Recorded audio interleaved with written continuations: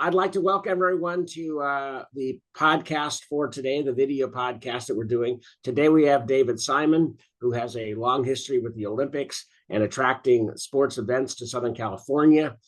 He was instrumental in working with the 1984 Olympics, having gone to law school and worked in politics for a little while. He's really become Mr. LA in terms of attracting the sporting events to Los Angeles over the last quarter of a century. And for those of us in the chamber world, he was with the LA Chamber of Commerce for a while. So he has a background similar to many of our members. So David, why don't you tell us a little bit about how you got the Olympics to Los Angeles? Okay, well, first of all, I don't want to suggest that I was the one who brought the Olympics to Los Angeles. I was part of a team Of course. the Olympics to Los Angeles, and the leaders of the team were John Argue, a private citizen, and the mayor at the time, Tom Bradley, mayor of Los Angeles. My role came about somewhat serendipitously. After I graduated from law school, I was not sure what I wanted to do next, but I had spent a short time working on Capitol Hill, was intrigued by it, and after graduation went back to Washington and was hired by a member of Congress from the Los Angeles area. And it happened that Los Angeles was bidding for the 84 games during the time I worked for her. And I was the only member of her staff from Los Angeles. And in those days, the LA Times was trying to establish a national profile to compete with on the level of the New York Times and Washington Post. And one of the things they did to try to cultivate that was every night, weeknight, they would place 100 copies of tomorrow's LA Times on a red-eye flight to Washington, D.C. And those 100 copies would make their way to every California congressional office, cabinet members, White House, et cetera. So the Times came to our office, and since I was the only person from LA other than the Congresswoman, I was told part of my responsibility, review the paper every morning, and if there's something in there that warrants the boss's attention, let her know. So I had not been there very long, probably a matter of weeks, when a major story appeared in the Times about how Los Angeles was going to bid for the 84 Olympics. So I walked into her office and I said, "Did you know about this?" And she said, "No." And she perused the paper. And as she scanned the story, she said, "I went to law school with him." And she pointed to the name John Argue. And she said, "Call him up and tell him I told you to call." So I did, and that began really my spending half my time over the ensuing 2 years working on the bid for the Olympics, and at a time when bidding was much less sophisticated than it is today. So actually tell us about how that's different today versus then. Well, today bids typically have staffs of 10 or 20 or more people, and full-time employment and fundraising that can easily reach the tens of millions of dollars. Just to write a proposal. It's not just to write a proposal. There's travel. In the old days, there was hosting of IOC members in the city that was bidding. There was travel to IOC meetings or to the Olympic Games themselves or to other international meetings.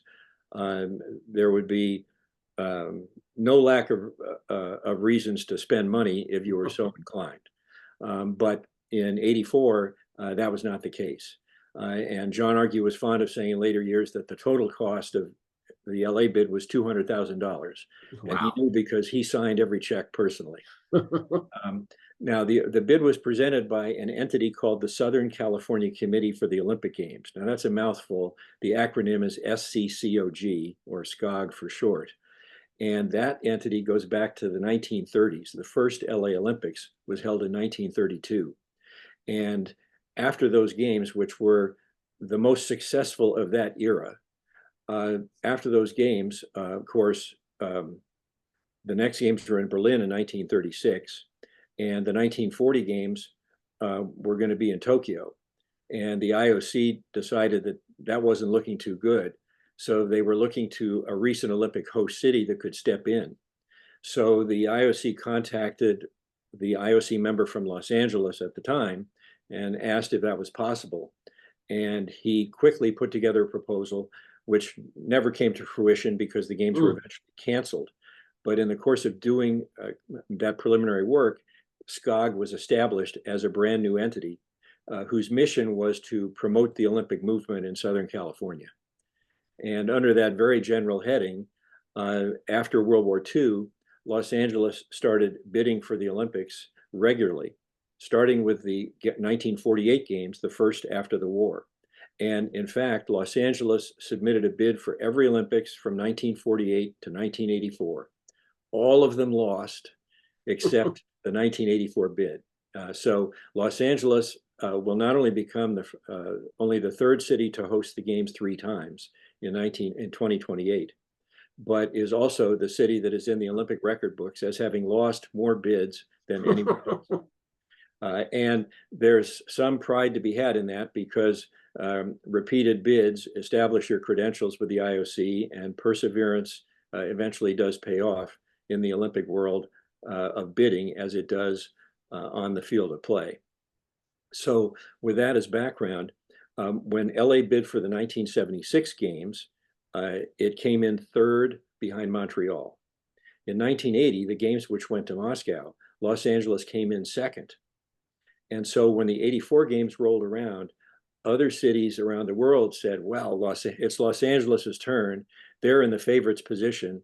Maybe we shouldn't even bother bidding, especially because look what happened in Montreal last year. We're talking 1977. The Montreal games in 76 had racked up a deficit of over $1 billion in 1976 dollars. So internationally, cities were discouraged from bidding, and that's led to a perception today that Los Angeles got the games in 84 because they were the only city interested. But that wasn't actually the case, because to get to the point where you present a bid to the IOC, you have to be anointed by the Olympic Committee in your country's National Olympic Committee, to be the official candidate. And although Los Angeles had won that competition in 76 and 80 and was the official candidate, in 84, the US Olympic Committee, which was its name at the time, decided to have a full-fledged bid process nationally. And there were 5 cities that bid. It was a very competitive process, took place in 1977, and Los Angeles eked out a narrow victory over New York City for the right to be the candidate for the 84 games. So had that vote gone the other way, it might have been New York that had hosted in 84, but it did not. And so that's how Los Angeles came to be a candidate. My role, as I mentioned, during the bid was incidental. It ended up being more of a negotiation than a bid. And that's because the people of Los Angeles, mindful of the financial result in Montreal, had passed an ordinance in 1977 that prohibited the city from spending any money on the games. And the IOC rules always provided that the host city had to guarantee any deficit from the games. Well, Los Angeles couldn't do that because of the city ordinance. And the IOC didn't want to give in, but they also didn't have any alternatives. So let me stop you there. So did the committee, when they first, I assume that was a bit of a surprise to the committee at some point, that rule, that new law? No, not at all. No, really? No, no, it was not.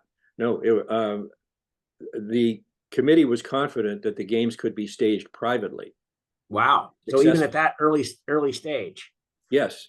Yes. They thought they could do what they actually did. Yes, because it didn't require construction. Okay. And if I can jump ahead, I'll tell you something that Peter Ueberroth told the first time I met him, which was in 1979, shortly after he was selected to run the games. When I met him for breakfast the very first time, which was a job interview, I asked him how he felt about the finances. And he said that he had already had a chance to review the financial results of every Olympics since World War II. And he said that if you took away construction, he said, they all made money. Wow.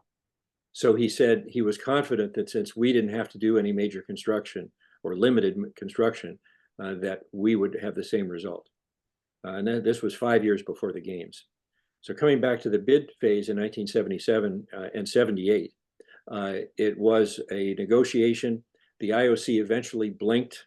An arrangement was set up where the USOC agreed to guarantee, I believe it was $50 million of any deficit. The IOC accepted that as if it were an unlimited guarantee of the type that Montreal had signed. And the games were officially awarded to LA. The ceremony was held at the White House in the fall of 1978. I was privileged to be invited for that. And the bid team was there. The bid team included John Argue, a number of other civic leaders, notably the one who was David Wolper, the producer, who eventually would produce the opening and closing ceremonies for the '84 games. And I think he also negotiated the television rights, correct? He did. Yes. Yes, he did indeed. So what was your role in those early days? Well, I was LAOC? simply working, in Washington, D.C. On Capitol Hill, but things were continually coming up. Maybe someone had to come to Washington to testify before a congressional committee. Maybe there was a need for a letter from the State Department saying something or other. Maybe there was a need for the letter from the White House or for a congressional resolution. There were things that just kept coming up, and I was the person, and my boss was the person who were contacted in those cases. So it wound up taking a fair amount of my time, but it was rewarding, and it positioned me to be one of the first people hired eventually by Peter Ueberroth. And so what did you do for Peter initially and for the LA Olympic Committee, and then what did that blossom into? Well, I was one of the first 5 employees, and this was in early 1979 when I was hired, and I would work through the end of '84. So I tell people that I went to work for over the next 5 years for a small company, a medium-sized company, and a large corporation without ever changing jobs. Because and then it became a small company at the very end. Yeah, yes, and I saw it shrink back down again. I was there for when there was a handful of employees, and then I saw it grow to ultimately, I think the number was something like 70,000 employees and volunteers when the games rolled around in the summer of '84. My job was primarily governmental relations. I headed a department that was responsible for dealings with government, a function which had not ever existed, to my knowledge, in any previous Olympics, because in previous Olympics, the government ran the games. Right, didn't need that. And we needed, as a private committee, to be able to liaise with the city, the county, federal government, state government, and sometimes foreign governments. So all of that fell under my purview and was a very challenging job. Tell us one of your fun stories from doing that. I can think of a couple. One that I remember happened in 1980 because of the American boycott of the Moscow Games imposed by then President Jimmy Carter. We were prohibited from sending a delegation to the games as would normally be customary. And as a result, we did send a delegation, which I was not part of, to the IOC session, the meeting of the IOC, which immediately precedes the games, but everybody in that group had to leave before the opening ceremony. Well, then we were informed that at the closing ceremony, there would be the traditional flag raising. There wouldn't be the passing of the flag to a US representative or a Los Angeles representative, as will happen in Paris this summer, but there would be a ceremony, and President Carter had decreed that the US flag was not to be a part of that ceremony. So wow. we had to put our heads together on very short notice, and the city pointed out to us that there's a City of Los Angeles flag, which may not be common knowledge, and even residents of Los Angeles probably don't know what it looks like, but there is such a flag. And the Russians agreed that they would insert that flag instead of the American flag at the ceremony. The only problem was that there was no City of Los Angeles flag in Moscow. So we FedExed a flag to Moscow with instructions that they send. In those days, what you did was you sent a telex back. That was the means of communication then. And so every morning we'd go and check our telexes. Well, we'd sent the flag. I'd been the one who sent the flag. We sent it a week or so in advance, and every day goes by and there's no flag. And the closing ceremony was going to be on a Sunday in Moscow. Well, on Thursday, Ueberroth called me into his office and he said, he said, the flag's still not here. He said, get an extra flag from the city. And he said, if the flag is not here tomorrow morning, he said, you're on a plane to Moscow to take him the flag yourself. Oh my goodness. Because he said, if you leave tomorrow, Friday, you get there Saturday, a day before the ceremony. Right. So I prepared accordingly. And on Friday morning, the telex was there that the flag had finally arrived. So I made it to Moscow later in my life, but not in 1980. So that's quite a story. But the complications that arise from various, be careful of the unexpected consequences of, basically the rule saying we're banned from it. Well, how does that work for the transition? And, it takes a lot of good thought to figure out how to solve that problem. Yeah, and as I recall, the picture of the flag being raised in Lenin Stadium in Moscow at the closing ceremony was on the front page of the newspaper the following day, accompanied by a story which indicated that the audience in attendance was dumbfounded by whatever flag it was. Whatever that design is, I know that make head or tails of it. It means nothing to them. Right. It means nothing. So another story for us. Well, let's see. Hadn't thought about this ahead of time, or I'd probably have others for you. Exactly. Well, we'll think about it Yeah. in a bit. So you've been to a number of Olympics over the years. Was LA your first? No, I went to the Winter Games in Lake Placid in 1980. Okay. So as did all of the early staff. There were only about a dozen at the time. And that was really a very, very good experience. So and what particular as a young Olympic staff, what were you looking for or observing, or just the whole nature of the procedure? Yeah, it was the whole nature of the procedure. I think it was the first time any of us had been to the games, and it was even though the Winter Games are a very different event, nevertheless, a lot of the systems you have to use, whether it's transportation or accreditation or food service, those are somewhat interchangeable, whether it's the Winter Games or the Summer Games. So we were there really as a fact-finding mission, and I also stayed after the games for a few days to interview key departments from their organizing committee, just to see what we could learn. It was interesting, but it would have been much more useful had we been able to attend the Moscow Games. We were probably the only organizing committee that didn't have a chance to attend the previous games. Yes. So, and the last one you went to was where? The last Olympics I went to was Rio in 2016. Okay. I did not go to Tokyo because hardly anybody was able to. Exactly. So, as somebody who's basically been involved with the Olympic movement from a business standpoint, as well as from a government relations standpoint, what would you say are the changes that you've seen in the games between Lake Placid and 2016 in Rio? Well, of course, starting with Lake Placid, that was in some ways the end of an era because it was such a small place. It's a village with a year-round population of just a few thousand people. Wow. Hosting the Olympic Games. Now, they had hosted the Olympic Games once before in 1932, the Winter Games. So it was their second time. And I think that's probably one of the reasons they got the games, was they had a history of it. And they certainly had all the facilities that you needed at that time. But subsequently, the games have gone to cities, like Salt Lake and even Pyeongchang in Korea, let alone Beijing, were cities of 100,000 or so people or larger. Beijing's at another level altogether. But the new model is to stage the games and have the ice events in town and the snow events on the mountain.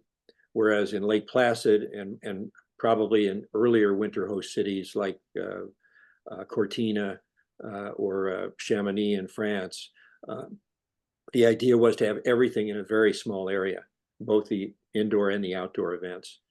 So it was really interesting to see the last of an era in Lake Placid. But turning to the Summer Games, the summer games have just grown in size. You know, we had 21 sports plus 2 demonstration sports. Now there are, I believe there's going to be 36 sports, 35 or 36 in Los Angeles 2028.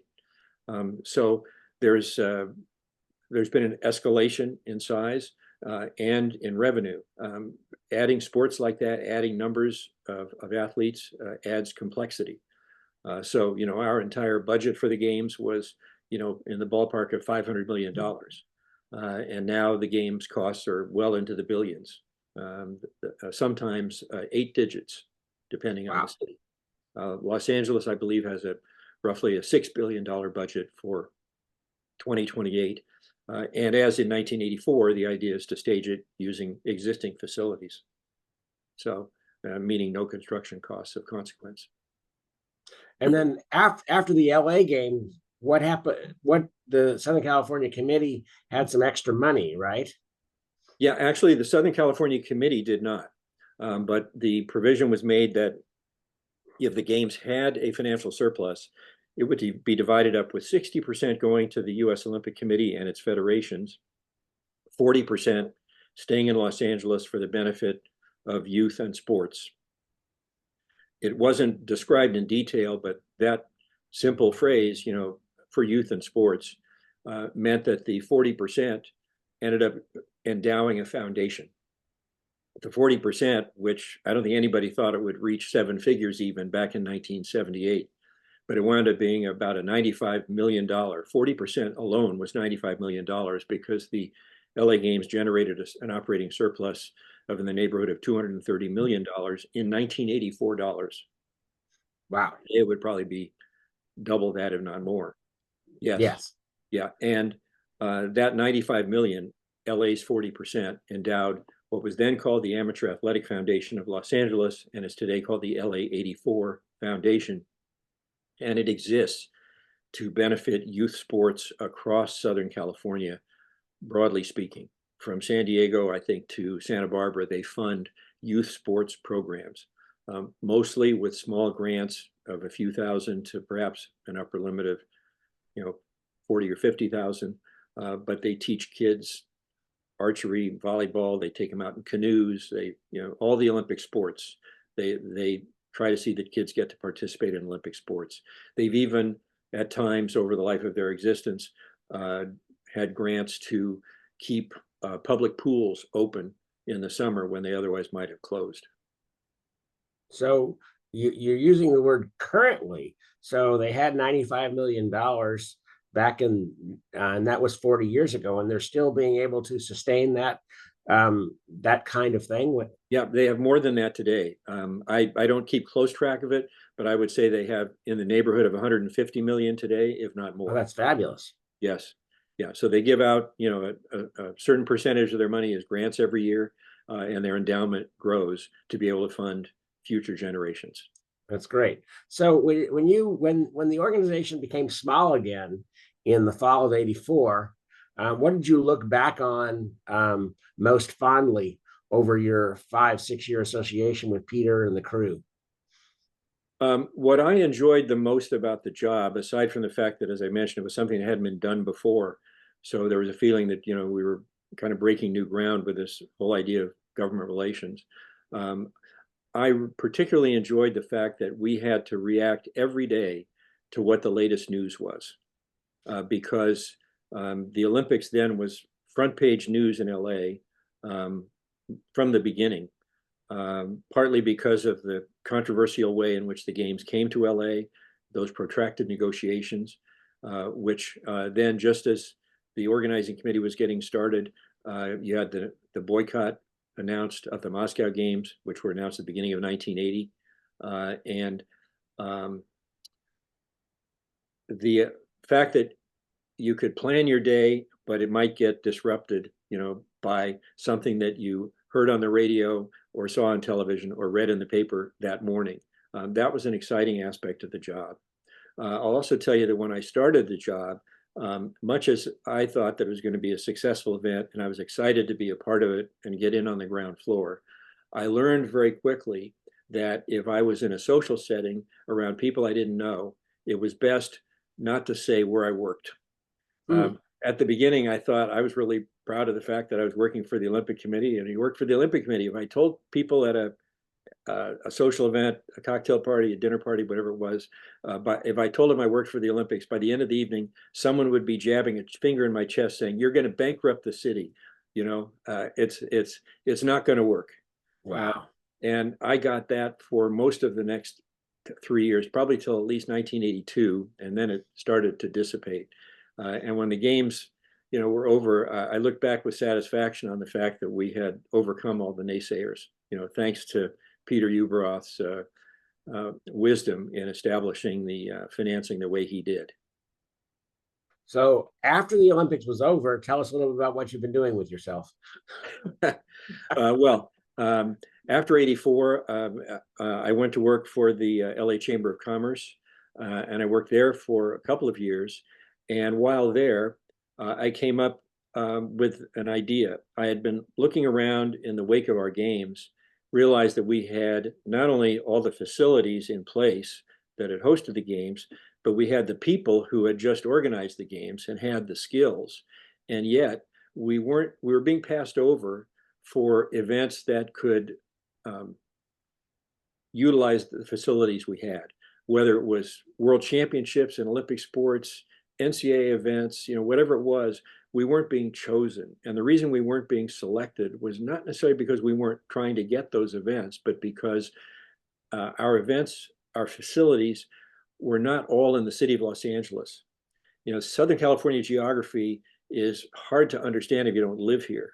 But the fact is that a lot of the facilities most associated with the LA area are not in Los Angeles. The Rose Bowl is the city of Pasadena. The Forum, which was a big facility in the 1980s, was in Inglewood. The racetrack for horses at Santa Anita, that's in Arcadia. So these facilities were all scattered. And so if you had a city of Los Angeles bid, you couldn't use those outside facilities.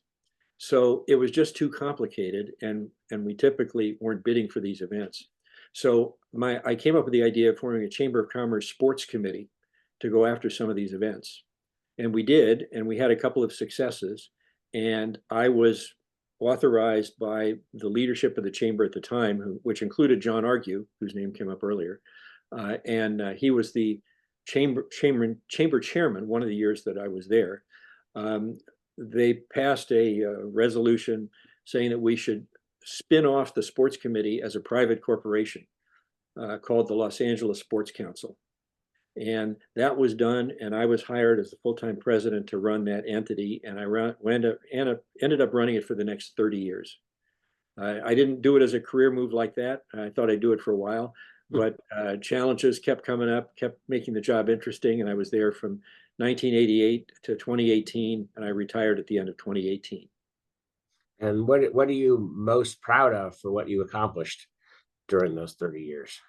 I would say it was bringing the Super Bowl to Los Angeles in 1993, which was not to happen again for 29 years. The World Cup, where the finals were held in LA for the FIFA World Cup in 1996, the Women's World Cup in 1999. And we also had successful bids for 7 or 8 world championships in Olympic sports.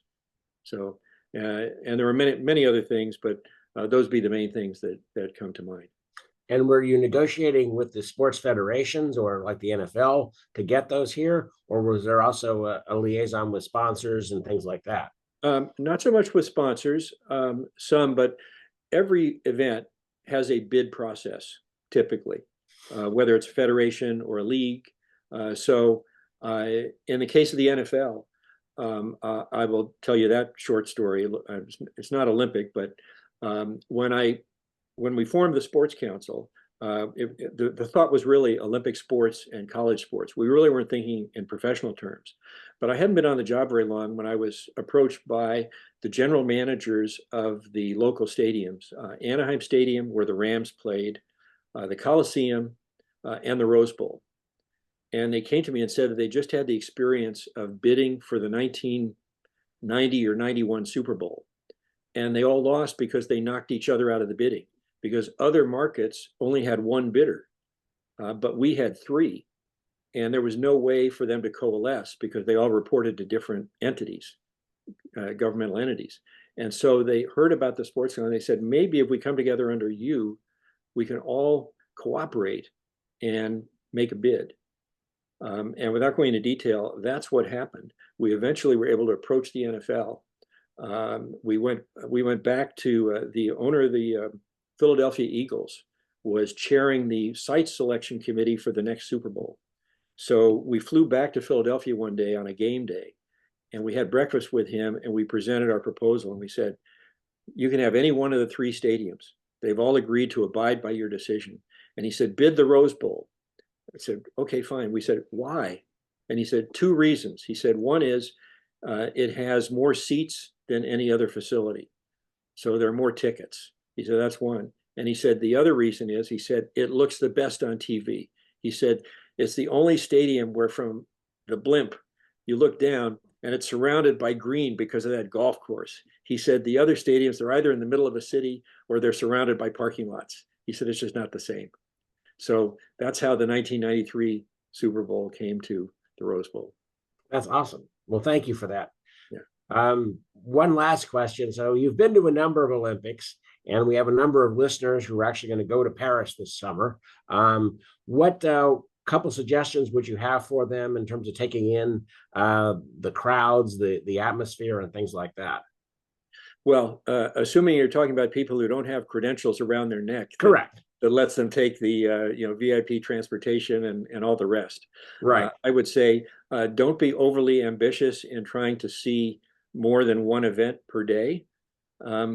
You may find, I can't speak to Paris, but I've encountered in other past Olympics that unless you pick an early morning event and a definite evening event, something at 9:30 in the morning and something at 7 p.m., anything that's closer together than that, and you may find it's just very difficult to get from point A to point B, unless there are two events quite close together, and then you have that option. But in general, I would say don't overestimate the time you're going to need to get from one point to another. And if you can see one event per day, there may be days when you can see two, but don't try to do more than that. And when you've seen the Olympics in big towns, I don't remember the '84 games and being anywhere where there was lots of, we had two Olympic villages, one at UCLA and one at SC. And I don't remember a huge group of where people were going to the Olympics and were also sort of hanging out in town. And of course, LA is not a good place for that. But perhaps Rio was, Atlanta with its park, which had a problem. But what have you seen? Yeah, there was no Olympic park in LA because we were using existing facilities. Cities that have Olympic parks are typically doing a fair amount of construction. And so they can, have a few new venues and put a big fence around the whole thing. And then that becomes a place. But even in LA in '84, we had an area near the Coliseum that became a place for trading pins and people hawking, T-shirts and other Olympic merchandise. Yes, exactly. Yeah.